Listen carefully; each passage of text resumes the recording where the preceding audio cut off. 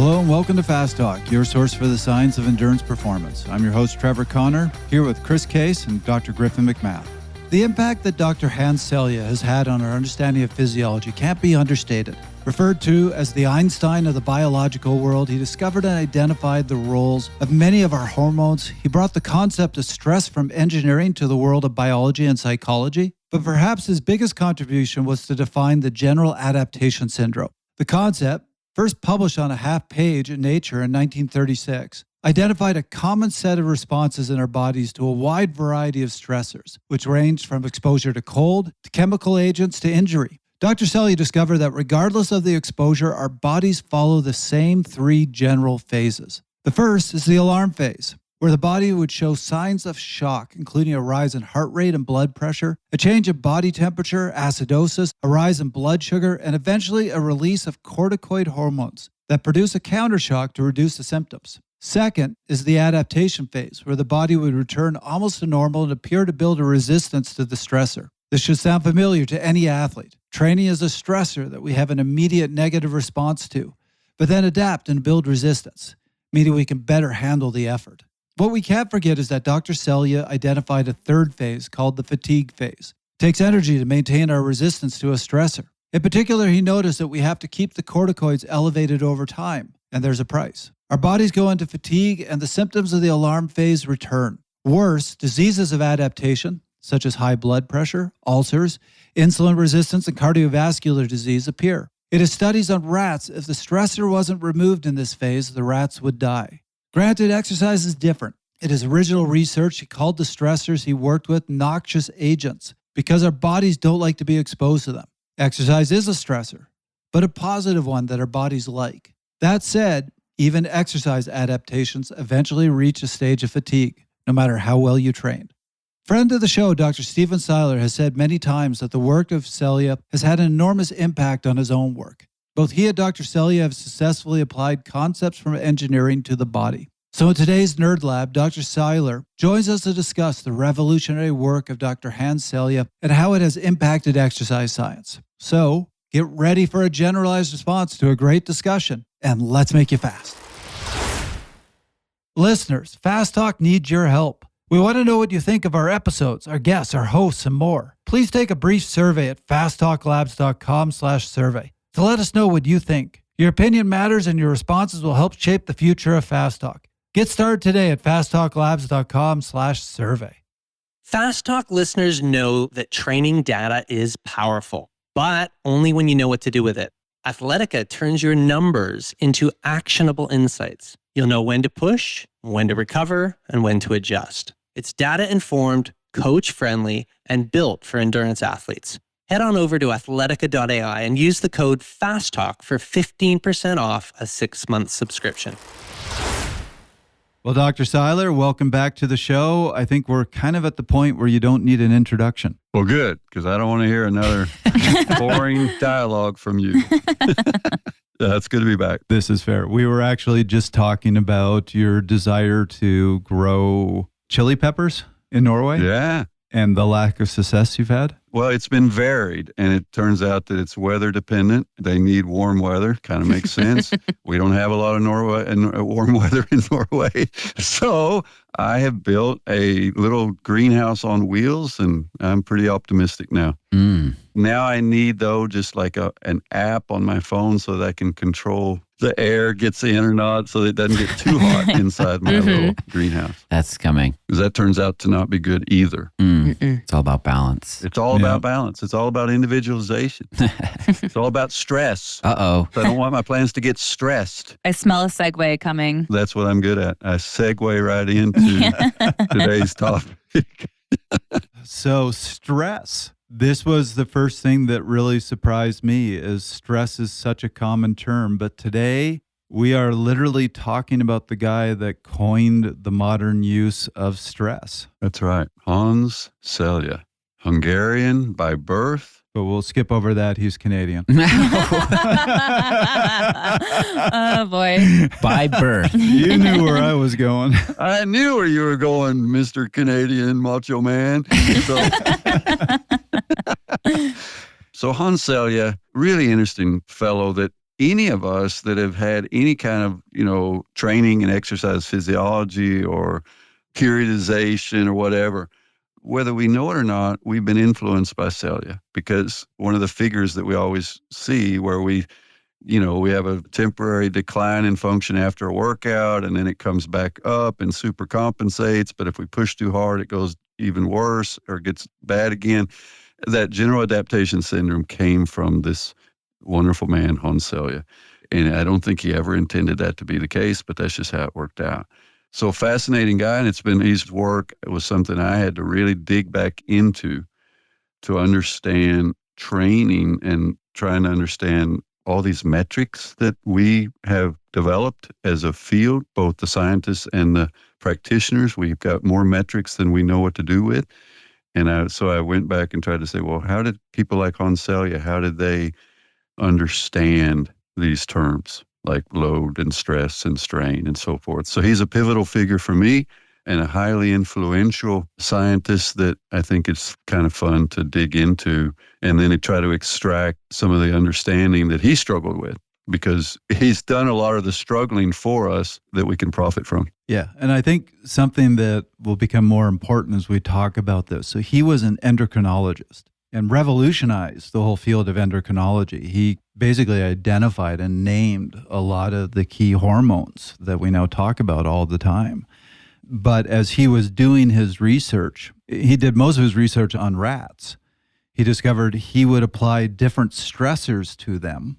And at the time, originally, he called it noxious agents. Because again, I can't emphasize this enough. Stress is this term that we throw around all the time now.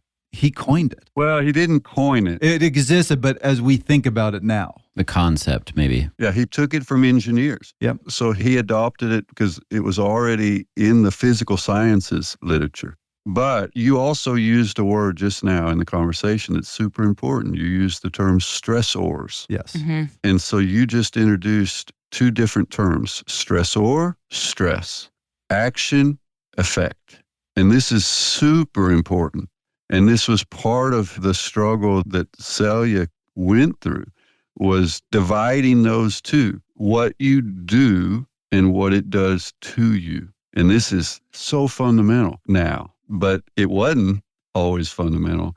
And he himself, he didn't distinguish initially, but after, he started seeing, wait a minute, the stressors like these noxious agents or heat or, an infection or an exam that's about to come up and I'm stressed, it's creating a stress response.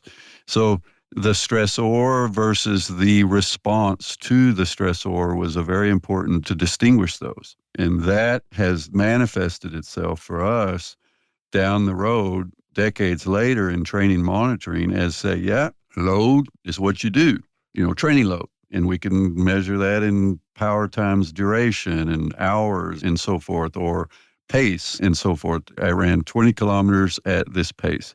That's a load. And then I can go in and say, but how did I respond to it? Well, my heart rate drifted 20 beats during the course of the effort. My perceived exertion went way up. Towards the end, I was just at my limit. So I was stressed by this load. So now we're trying to talk about how do we measure the effect of the load, the responses to the load. And that's what I believe Selye would have termed stress. And he would have termed it stress because he had learned it from the physical sciences, the engineers who would measure stress on beams and things like that. To give our listeners an idea of just how big an influence this had, he then wrote a book explaining this whole concept of stressors and stress response. And this is the thing I wanted to point out. He was an endocrinologist. He was studying hormones. He was studying chemicals in our body, basically.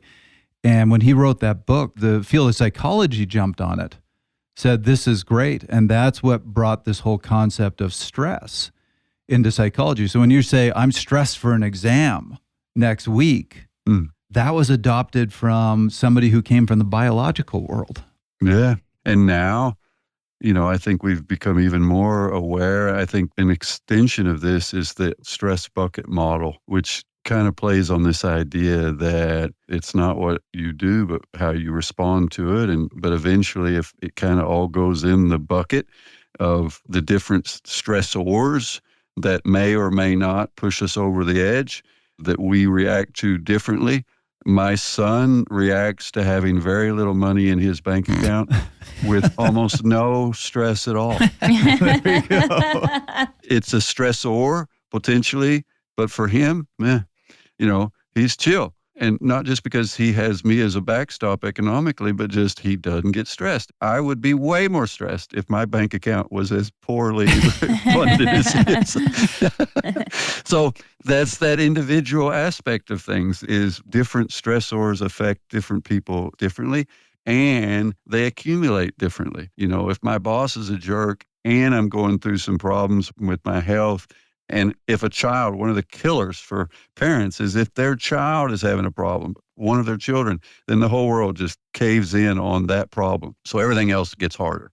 I can tell you that from experience. So this individual nature of these stressors in our life, both psychological and physiological, it seems like Selye created a framework for understanding that. Yeah. But I will point out, one of the biggest complaints he had till the end of his life was how indiscriminately the word stress was used. And as we'll probably get into in this conversation, there are specific criteria for something to be defined as a stressor. But it just became this household term that people use for a lot of different things. Yeah, and not to compare myself with Selye, but I've experienced the same thing with polarized training. Any of these terms, it takes on a life of its own. If you get kind of connected to some conceptualization and your name gets stuck to it, then that conceptualization will be used and abused and misunderstood and so forth. So it's just the nature of the game. And he wrote books at a time before this is pre-internet, pre-social media, so these books were highly influential. If Selye were alive today, he would be an amazing podcast interview. He would be, one of these people that would just be, because he was so good at explaining things. He was made for this era, I would almost say, in terms of his ability to take science and make it understandable for the public.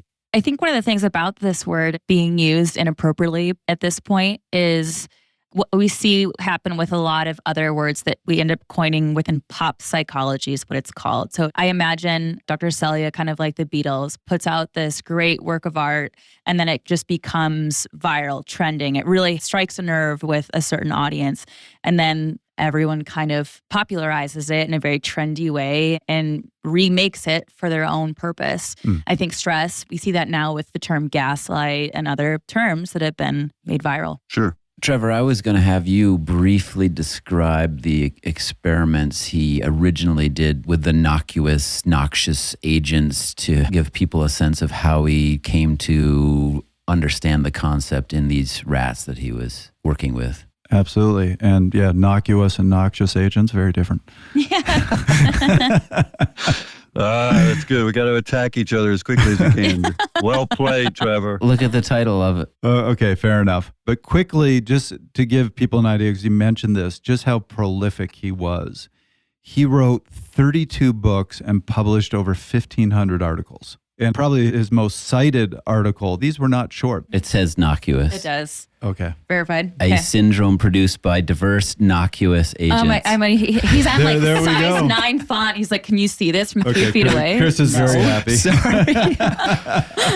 Folks, just so you know, behind the scenes, these people are competing with each other over a word and what it actually means. So this is how nerdy. I just was enjoying the opportunity to make fun of Chris. As an editor for so many years, when I see a word like that, it just sticks in my brain. It's a photographic memory type thing. And you used noxious earlier, and I was like, I didn't call you out on it, but I figured I'd plant it in there.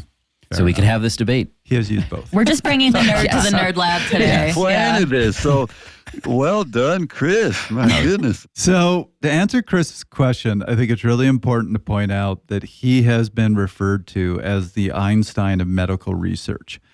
And I think that's important because you look at the history of Einstein. He wasn't even a professor. He was working in the patent office. And he published this paper, The General Theory of Relativity, that was absolutely groundbreaking. And with Selye, you saw something similar. In 1936, he published this paper that Chris was just referring to. And I'm not even sure you can cover it a paper. It was published in it's Nature. a column. It is literally on a page with 2 columns. It's 1 column. But it was absolutely groundbreaking. And Dr. Seiler, I'll hand it over to you. But this is where he basically defined this idea of general adaptation syndrome. The only thing I will say about it before I hand it over is he, as I was saying before, was doing research on rats, and he was discovering when he was applying different stressors to them. Notice I intentionally didn't use innocuous. It could be cold. It could be chemicals, all sorts of different stressors. He was seeing a common response. And so, Dr. Seiler, I'll hand it over to you, and please give the basics of this. Well, first of all, you got to start with him in Hungary and in Slovakia or wherever in that area. But he starts out, his dad's a surgeon. His mom runs the clinic that his dad held, and they kind of expected him to become a surgeon too. So it was in the family, medical school. So at age 4, he spoke 4 languages. At age 17, he starts medical school. Age 17. I don't know what I was doing at age 17, but I sure wasn't. All right. At age 22, he's done with medical school and does a PhD. At age 24, he's finished with that in organic chemistry. So he's already got an MD PhD at age 24. And for those of you who are keeping count at home, that's freaking unusual. Ridiculous. It's ridiculous. But the interesting thing is already when he was a medical student, they were going around and they would have these different medical doctors who were specialists in different diseases like diabetes or tuberculosis or whatever. And so they would then be very focused on very specific symptomology around that, around heart disease, around these different diagnoses. But our young 18, 19-year-old Selye was walking around in these rounds and he's saying, yeah, but you know what? When I look at these patients that we're seeing, they all kind of have the same symptoms. They look sick. They just don't look very happy. They are losing weight. They have lost appetite. They typically don't want to move. They kind of just become very stationary. And he called it the syndrome of being sick. So he was seeing kind of a universal while the doctors were so focused on the specific.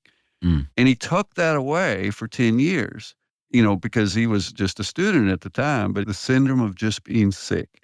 And that influenced him when he then started doing this noxious agent stuff, because then he says, now we're getting that generalizable response, because he started seeing a pattern in the gastric ulcers and increases in the adrenal glands got bigger and the thymus shrunk. And, so he saw some generalizable changes in these rats. So are you saying that before he did this work, there was just this very pointed, everything was treated in isolation in silos. And then basically he looked at this and saw the forest for the trees, saw the whole picture. So he even said in his paper, he went through the history of what preceded his generalized adaptation theory and said all this stuff had been discovered, but the problem was researchers were looking at each aspect in isolation and not seeing that there was this bigger trend. And basically what he said is, I took all that and realized this is a general response, so the really critical word here is non-specific response to different innocuous agents. They're synonyms. You can use noxious.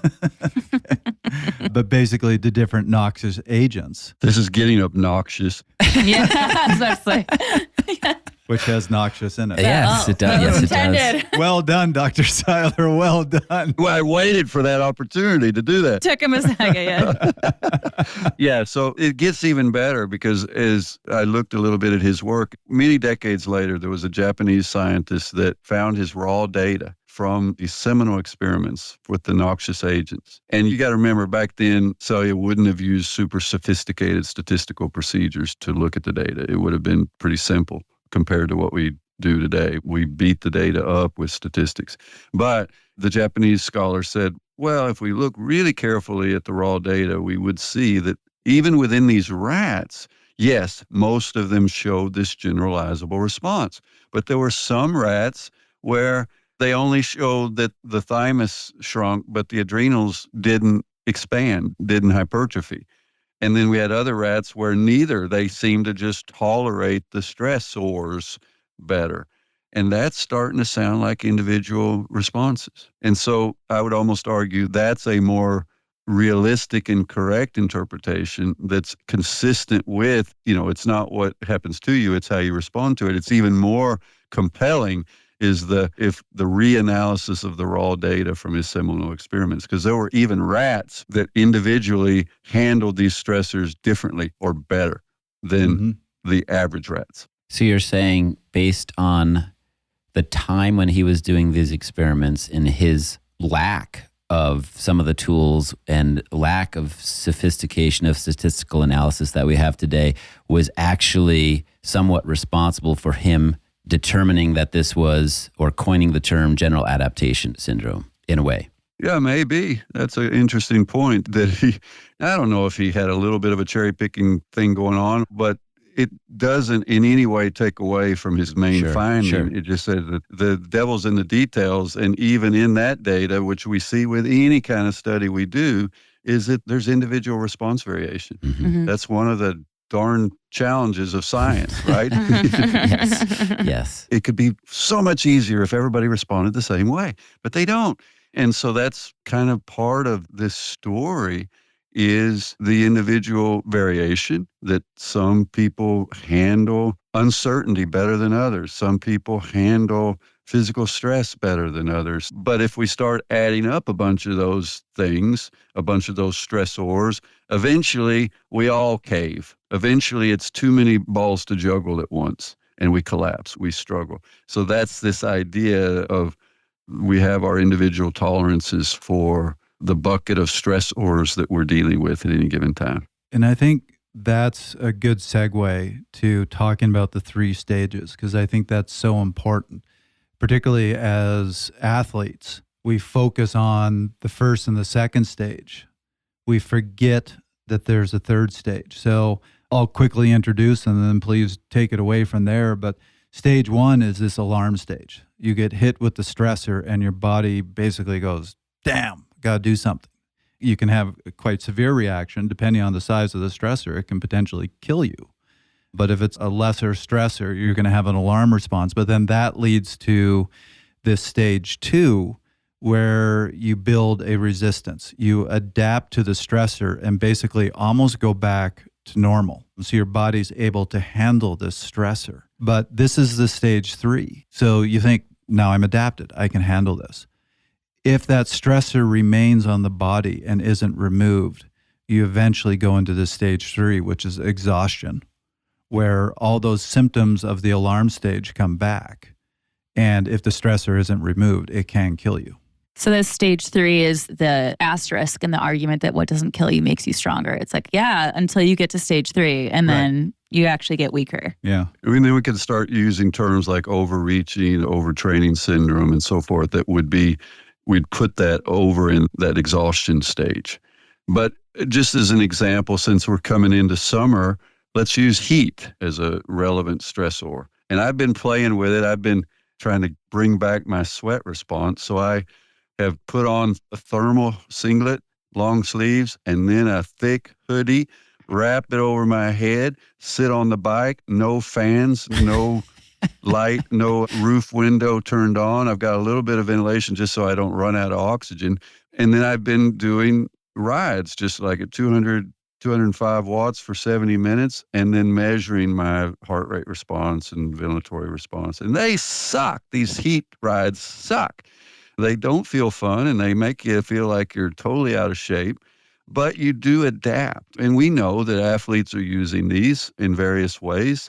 Heat adaptation rides, either in a heat chamber or in their bathroom with the heat on or whatever, or like me, wrapping themselves up in clothes, because now I don't live in Texas where I get it naturally. And there's an alarm stage. And for sure, there's physiological responses that are just out the door. The heart rate's just going through the roof. My breathing frequency is going up steadily.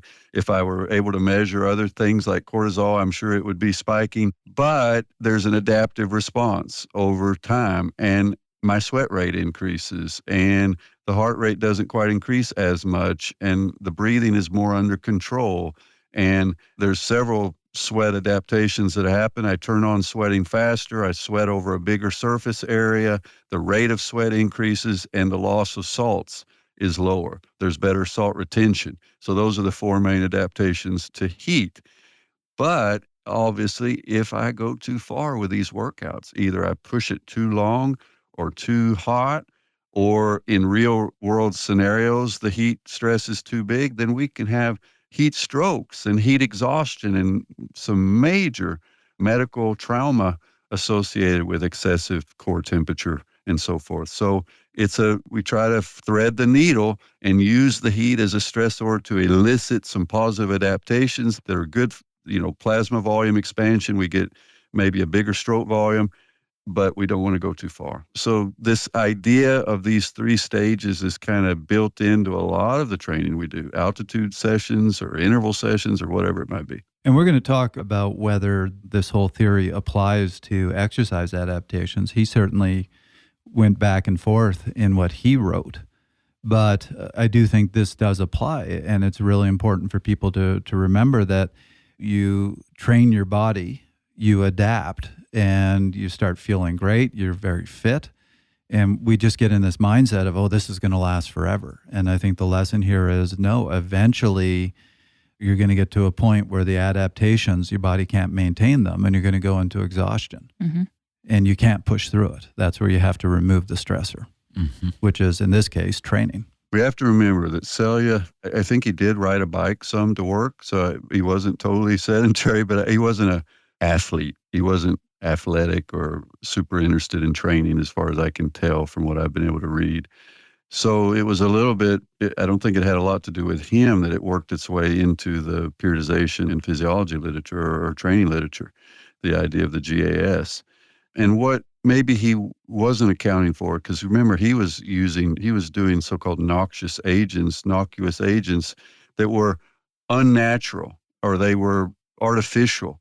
The rat is now being thrown in a cold water and made to swim every day in the cold water, or they were literally, sometimes there would be some operation anesthetized and they'd break a bone so that they would have physical trauma, and that was the stressor, or cold, or literally, in a sense, poisoning them.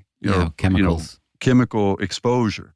So that's different from exercise, and particularly different in the sense that we have to remember that our genetics is, I would almost say, we're optimized for exercise. Our ground state, our baseline from an evolutionary perspective would have been that our genetic evolution was honed in the fire of physical activity. And he kind of pointed that out when he said exercise is unique in that you see almost no alarm stage. It's very minor, but the adaptation is huge, which is different from most others. Because our bodies like exercise. I think the ground truth here is that our bodies thrive with daily activity at some level. But as in all things, enough is good and too much is not. But I think the exercise stimulus, I don't think it would be appropriate to compare it directly with a noxious agent or noxious agent. And so that's a caveat that's worth remembering.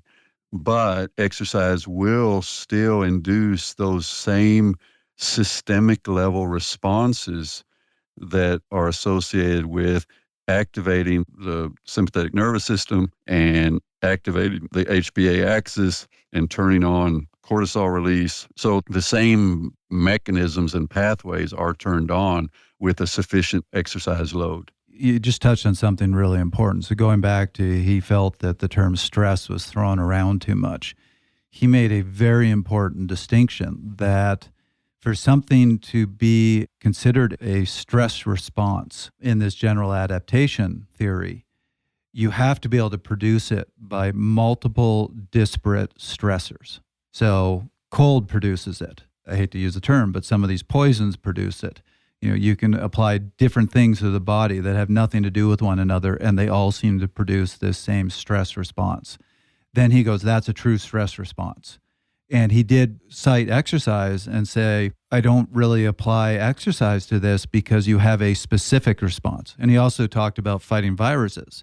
You have a specific response. So for example, you pick up a weight, you do bicep curls, your biceps going to get bigger. That's a specific response. If you put you in cold weather, your biceps not going to get bigger. So he said, a lot of what you see in exercise, a lot of that adaptation is actually a specific adaptation. It's something that's different. Right. Listeners, Fast Talk needs your help.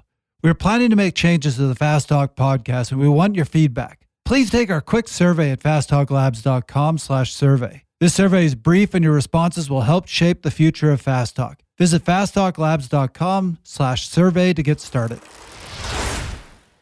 So I do want to go back to the alarm phase. Yeah, this is a little bit tricky for me because I don't necessarily think that it maps perfectly onto what we do in the training situation, but the GAS has probably been used most in a strength training scenario, to be honest. It's in periodization models associated with strength and power. And so the alarm stage in that context would be that I do 6 sets of 10 reps in let's say the squat, and I haven't been doing a heck of a lot of strength training, so that's sufficient to do quite a bit of cellular damage, with the eccentric loading. But now I've got membrane damage, so that can be measured. I get delayed onset muscular soreness. All of that would be that alarm stage. And as I walk out of the gym from the workout and subsequently for another 24, 48 hours, I'm actually weaker than I was before the workout, right? My physical performance in the squat is worse than it was before that workout. So I guess that's in the typical vernacular, that would be that alarm stage. But then I turn the corner and the soreness goes away and I get a super compensation, as we would call it. And now in cellular terms, we might say, well, there's a bit of actual protein synthesis that's happening and probably some connective tissue has adapted a bit and so forth. And now I'm more resilient and I can, if I were to repeat that same workout in that super comp phase, I would have less of an alarm response. And so you'll see these classic pictures of this cycle of alarm, super comp, and we get kind of this riding the wave up because we're at the crest of each super comp. If we time it right, we do a new workout, get a new alarm response, but we're starting from a higher baseline and we just keep going. That's this optimization of what it looks like. In reality, does it look like that? Well, no, because there's day-to-day variation. We have good days and bad days, but that's the kind of the meme of the super comp. And it goes back to Milo of Croton, right? Progressive overload. So now we can fit together some of these thoughts. Selye has given us a framework for the idea of progressive overload. So something I want to add to this, 2 things that I thought were really interesting is he pointed out what happens when you have multiple stressors on the body. So one that I found interesting is when you're in the alarm phase for one stressor and then you add another stressor, it's not additive. And you will actually have better resistance to that other stressor. So let's say you did something to put yourself in an alarm phase and then you go into a cold environment, you're actually going to be able to handle that cold environment better initially. But that flips when you get into that stage of resistance where you've adapted to one stressor really well, your ability to resist other stressors really declines. And I think that's an important one for athletes, because we've noticed that in high-performing athletes, there's this kind of contradiction of, in some ways, they're ultra tough, and in other ways, they aren't. So when you continue to apply that training stimulus, they can handle it really well. Like a Tour de France athlete can handle an extraordinary amount of stress. But they get on a plane and there's a virus anywhere near them, they're going to get sick. It's because they've lost their ability to resist other things that they haven't adapted to. Yeah, or they're immunosuppressed chronically because the daily load during the Tour de France, or, cross-country skiers in Norway are notorious for they don't shake hands during the winter, just by default. And it's not because they don't like you. It's just that they are super sensitive to risk of getting any kind of upper respiratory tract infection or something. So you'll just see the athletes are just kind of staying away from any kind of contact because they know they're immunosuppressed, or that's their baseline assumption is as soon as they cross the line, they're getting warm and they're getting away from people. Yep. Well, and I think we can extend that. And now I would argue that adaptation is cellular. I think what Selye didn't have access to was genetic information or the molecular biology of exercise, because his work predated Watson and Crick. It predated maybe seminal work by Halazzi in 1967, which was also with mice and rats or swimming, and finding that there was mitochondrial proliferation in the muscle. Then all of a sudden we start taking off on this new type of laboratory, which is the molecular exercise biology laboratory. What are the cellular level adaptations that are happening when the athlete exercises or the mouse swims or so forth? And you see this whole cascade of changes in mitochondria, capillary density, and so forth. And now we can even say, well, what are the signals? What are the molecular level signals? None of that would have been available to Selye at the time of his seminal work. So it's worth having a chronological context here. So if we go back and put it into that context, then he was on to something without having all the details. It was the other thing that he didn't have at the time. So in his paper, so this is the second most cited paper, it's called The General Adaptation Syndrome and the Diseases of Adaptation. He spent 10 pages trying to figure out what is it in the body that causes these general stress responses. And you could see his frustration because he went through the entire list and just went, that doesn't work, that doesn't work, that doesn't work, that doesn't work. And he was an endocrinologist. He focused a lot on hormones, but said, but it still doesn't fully add up. Like you remove the adrenal gland and you still see some of the responses.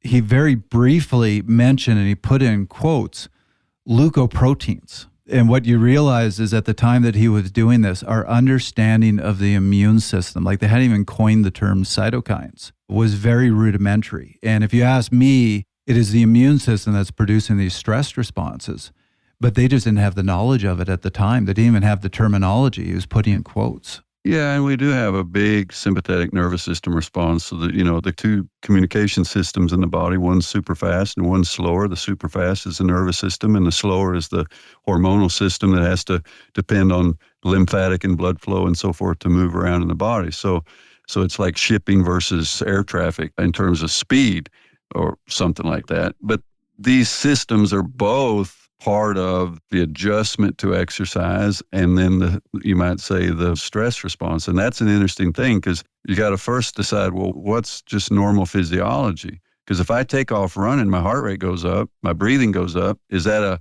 stress response? I would argue, well, it's an appropriate reset of a bunch of physiological controls to meet the need. And that would fit in with what we would call an allostatic kind of view of control versus the traditional canon model of everything is feedback inhibition or feedback control mechanisms. So I would say that first response when you start running and your heart rate goes up, I'm not going to call that a stress response. But when it plateaus and then starts drifting up slowly over time, now I'm going to say, now I'm seeing that the initial capacity the body is having to mobilize more and more to maintain that. And I'm seeing evidence of it through heart rate, through breathing and so forth. That's, in my world, that stress response. So, interestingly, he did address the nervous system as one of the potential controllers. And he did studies on rats where he disconnected the spinal cord. And you would still, obviously not to exercise, they couldn't exercise, but you would still see many of the stress responses, even with basically paralyzed mice. There was no neural response. Man, these poor mice. PETA clearly did not exist back then. PETA did not exist at this time. I've seen some cringing from Griffin. My gosh, yes. I'm like, we need to give a statue to all these rats because, wow. I'm not sure the institutional review boards would allow any of this stuff now. It does seem, Dr. Seiler, like you are admitting that sometimes there's a gray area between what is, quote unquote, a normal response and what is a stress response. Still. Oh, absolutely. I mean, I think that this is important. You have to kind of decide, and, I've had chats with my PhD student around this, is the allostatic model, which basically says, look, homeostasis is not what the body is constantly pursuing. Walter Cannon would have said, homeostasis meaning we always want to be at some specific set point.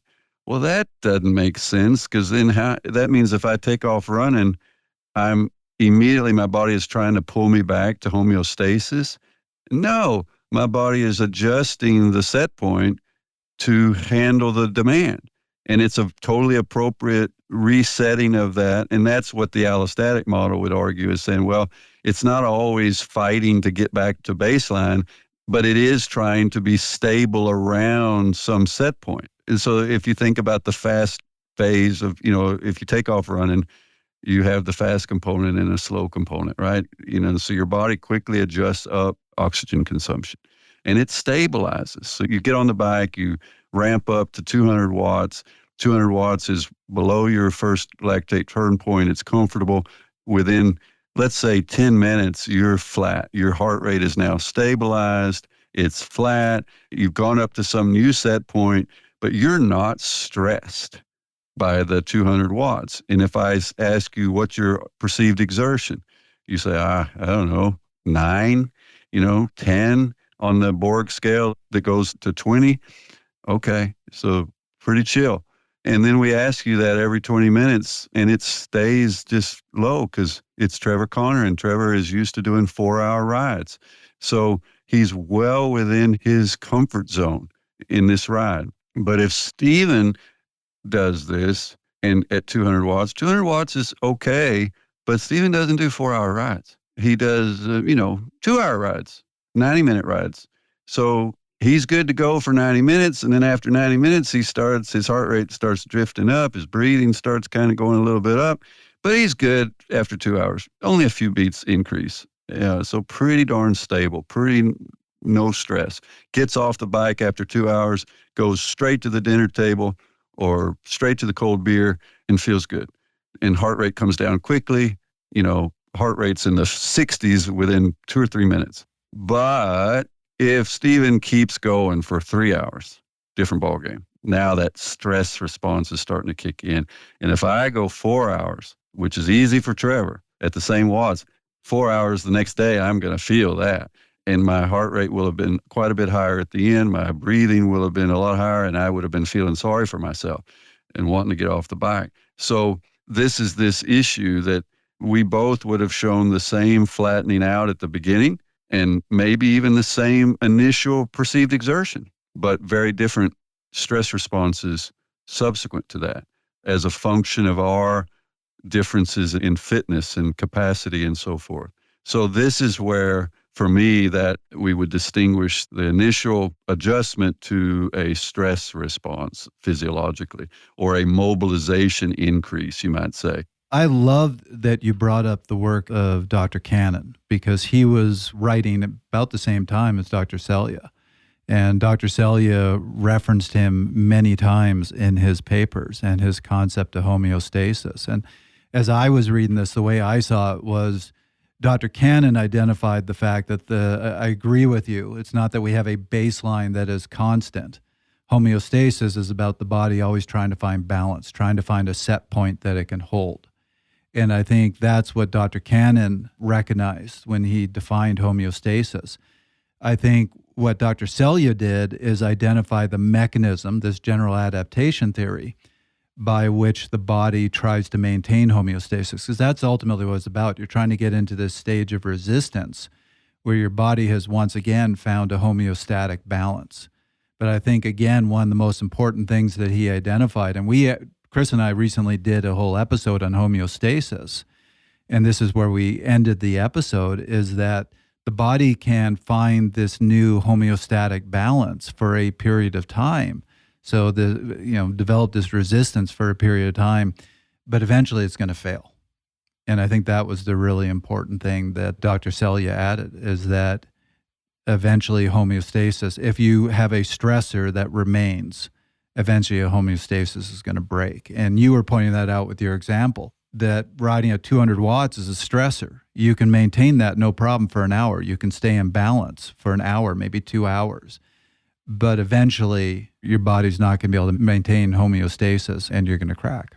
I guess one of my favorite expressions, and I want to say I created it, but it's just, is there is no steady state. That's basically what we're saying is at some level of granularity, there is no such thing as a steady state. But if we zoom out enough, then yeah, we see steady states. Does that make sense? Mm-hmm. There's no perpetual steady state. Our bodies have limited resources, whether it's fuel or fluid or cognitive load. There's numerous, you might say, limited resources that will slowly be used in that acute situation. So the steady state is a nice fiction, I guess you could say, at a granular level. I'm going to put this in very aspirational terms. Our bodies are basically designed to try to achieve something that, as you said, is not achievable. Yeah, and it's semi-achievable for some semi-duration, some finite duration.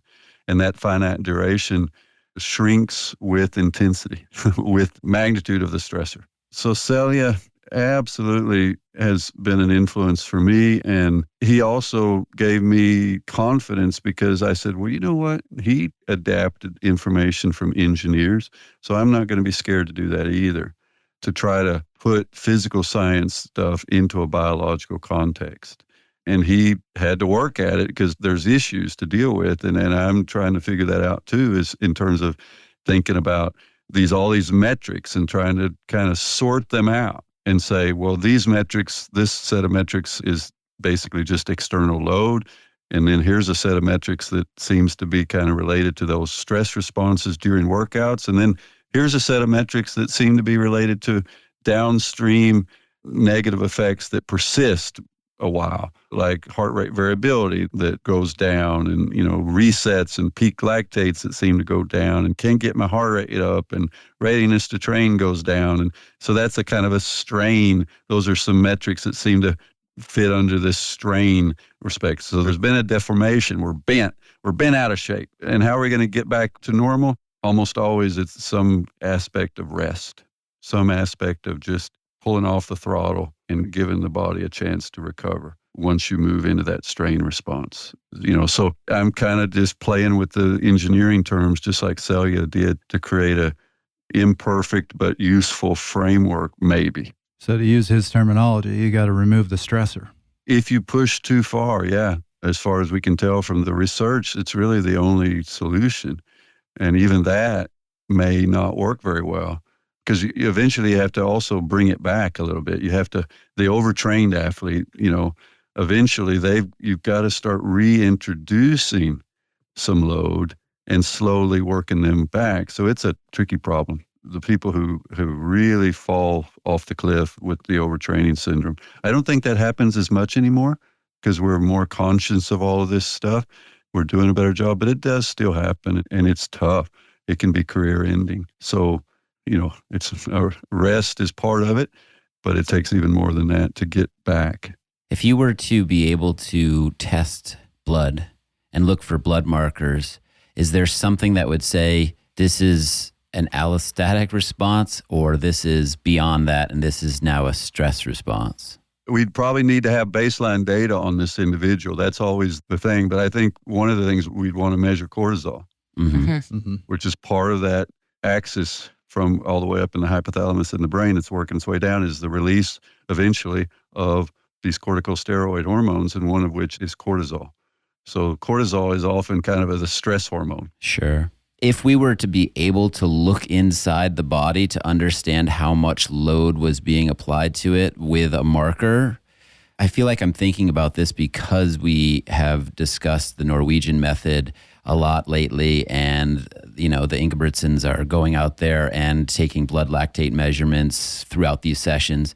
And I'm wondering, is blood lactate the one that you want to be looking at, or is there some other blood marker that is more specific to load that would tell you more and could help you fine-tune even better if you could measure it? Part of me wants to go back to cortisol. Right. As probably a somewhat lagging indicator, but a useful indicator of an overall stress response. I think that during the workout, I am getting pretty well convinced that some aspects of breathing, some ventilatory variables, particularly breathing frequency, is a pretty telltale sign because of the way breathing is being regulated. So cortisol would be a hormone I would look at. I want to track the relative relationship between their heart rate and their breathing response, because we find that combination, that ratio seems to be really sensitive to the degree of mobilization that you might say that the athlete is having to bring up to dig. How deep are they digging, I guess, would be in the vernacular of the everyday athlete. But whether there's another marker, that's an interesting question, is whether there's some metabolite that maybe should be in this picture. It depends a little bit on where it's coming from. Is it coming from within the muscle? Then it's got to be leaking out. If it's coming from, if it's a hormone, then that's one thing. If it's coming from some, the liver or maybe the spleen, it'd be, I don't know. We'll see. But just to not abandon the known physiology, I think cortisol is definitely a candidate. Continuous cortisol monitors. That's the next big thing. Just because you say that, we need to really understand, or it's kind of nerdy to think about, that continuous glucose monitoring now that happens, how is it being done? Well, it's going into the subcutaneous interstitial fluid. So it's an extension of the blood. We're saying we don't have to actually be in the bloodstream, because whatever's in the bloodstream eventually diffuses out into the interstitial fluid. Mm-hmm. So it's slower, but eventually those two will show the same thing. And so you have these micro needling that you're putting the device on, and it's measuring interstitial fluid, and it's measuring specific ligands, specific things. In this case, it's creating an electrical current that is analogous or in proportion to the amount of glucose, the concentration of glucose. The technology is there to do the same with lactate. But the technology is there to do the same with lots of different substances, different chemical agents. So the military is funding research on how to use this basic technology of interstitial fluid analysis using chemical detection in all kinds of ways. For example, to say, hey, if we're in an area where there may be chemical warfare, we want to be able to detect whether our soldiers have been exposed. So eventually, if we find this magic stress substance, ligand, whatever you want to call it, that they're going to be detectable. They're going to be detectable with the appropriate chemical conversion, because it's always going to be some kind of a chemical conversion to an electrical response that then can be calibrated and read on a Bluetooth device or something like that.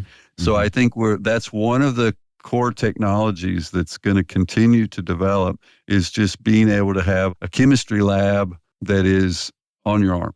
Attached to your arm, yeah. Yeah. A little mobile lab. Right now it's glucose, but it'll be a lot more than that. And probably in some research settings, it already is a lot more than that. It's just that the commercialization of these things is slower, but a lot of it often starts with military research. That's just the bottom line. So these things are happening. It'll be interesting to see if something pops, a new detection, but lactate will be the next one. It's on the shelf already, that technology. I've been approached myself by a couple of different companies. So I know it's out there, but it's more about, is the market sufficient? Do they want to use the energy on it?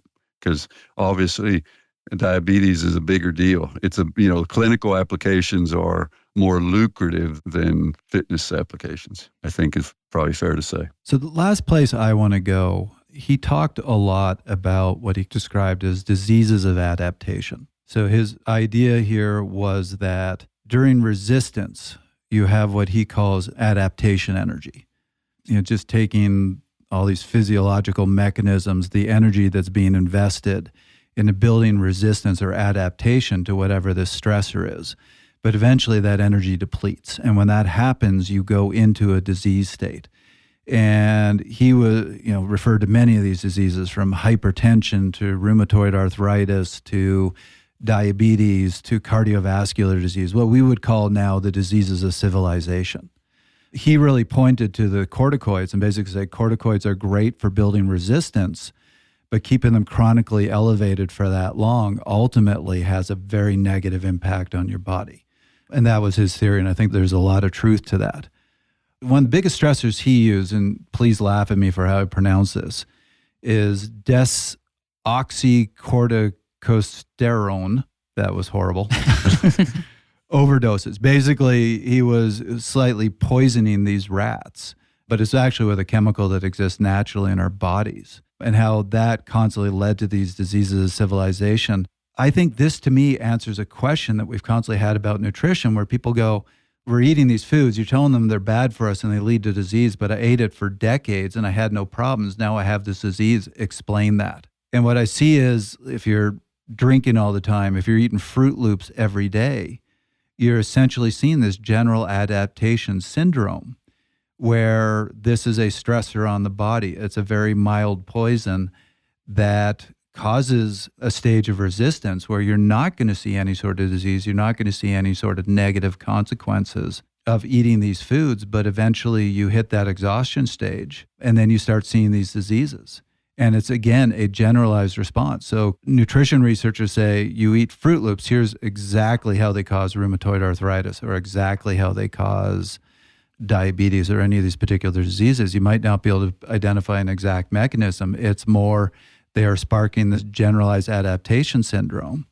And as he said, if the stressor is not removed, eventually these are the diseases you see. And you guys are... No. I'm laughing because I don't want us to get sued by Kellogg's. That's literally, I Be was like, Fruit "We cut Loops this out causes later." Yeah. this host of diseases. the generic Fruit Loops that you find in the... Yes, the That's generic. still- The generic ones, yes. Yes.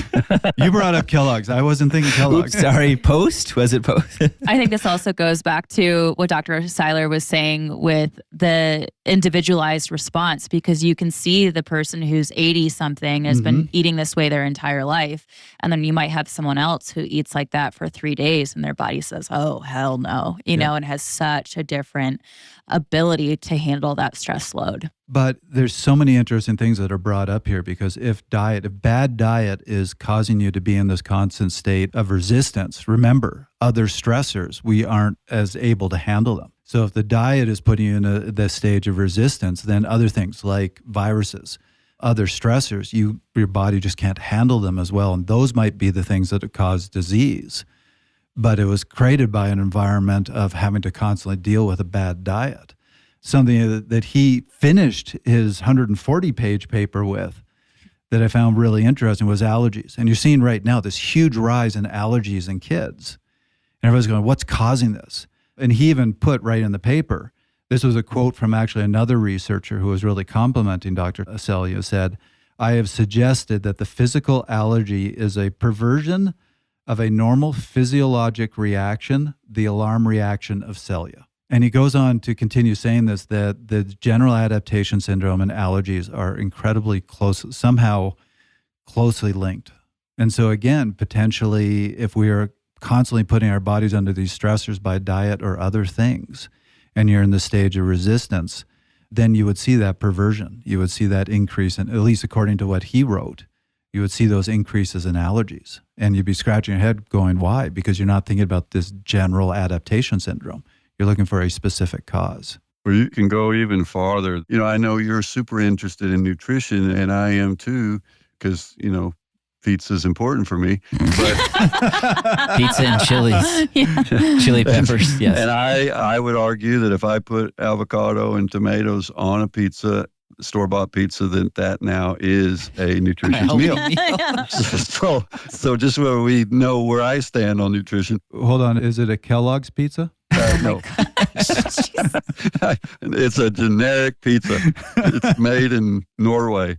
What I was going to say is I do think there's interaction among these different stressors, and exercise as a stressor, I would almost argue, has a protective effect, has a ameliorating effect on dietary inadequacies of some types. Mm-hmm.